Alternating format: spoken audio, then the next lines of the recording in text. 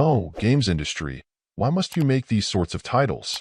Ones that tempt me to give in to my darker impulses. To indulge a part of me I try to keep restrained, parading out M-rated fare, marked as having anything involving nudity or being sexually suggestive. I'm sorry, but there's only so much a reviewer like me can take. So here we go, making me revisit a sentiment I shared long ago in a review of BMX XXX, once again with more than a smidge of some sarcasm. So where's the smut, the depravity, or even the firm suggestion of actual nudity?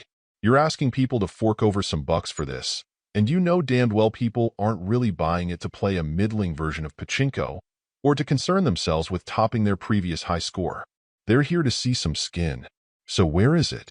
Sure, you'll strip off some articles of clothing, revealing some of their preposterously proportioned bodies. But despite the mature rating you're holding back, why? That's where these games lose me. On Steam, at the moment, there are straight-up porn simulators and more.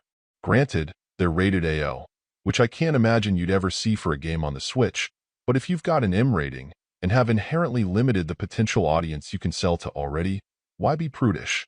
You see, this is a problem I've had for quite some time with many of these titles, indeed dating back to the glory days of Acclaim being in their prime, making all sorts of mature-rated stuff. That included a game that had a weapon where a drill bit would essentially chase something down in order to bore into its head and spit all manner of blood everywhere. So for violence, the sky was and still is the limit pretty much.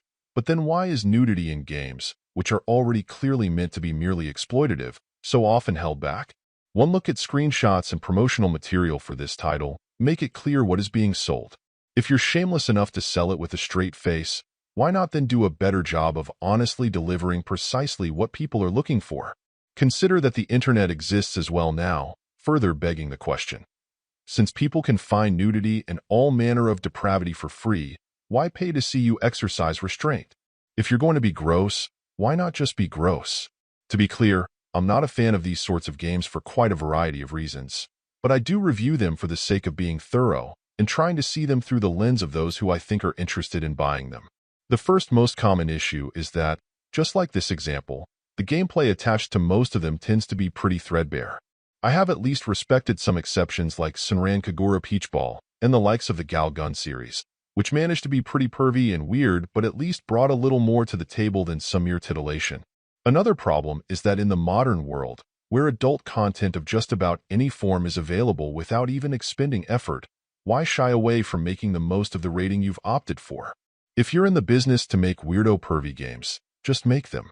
If you're going to make a middling at best play experience, and then also have the rewards for your investment of money and then time be so restrained, it just feels like a bait and switch.